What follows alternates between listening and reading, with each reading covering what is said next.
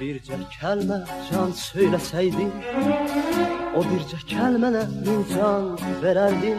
Ömrünü, gününü dərd eyləsəydin, ömrümü, günümü dərman verərdin. Ömrümü, günümü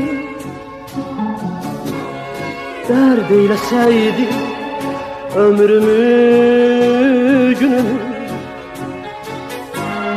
dərman verərdin.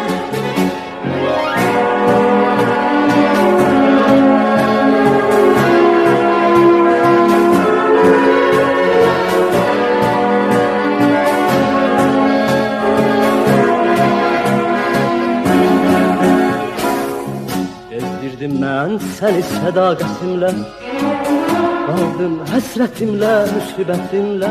Könlümü alsaydın bu zülmətinlə, sənə bir günəşli cahan verərdim.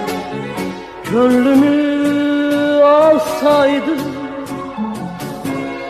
bu zülmətinlə, sənə bir günəşli cahan verərdim.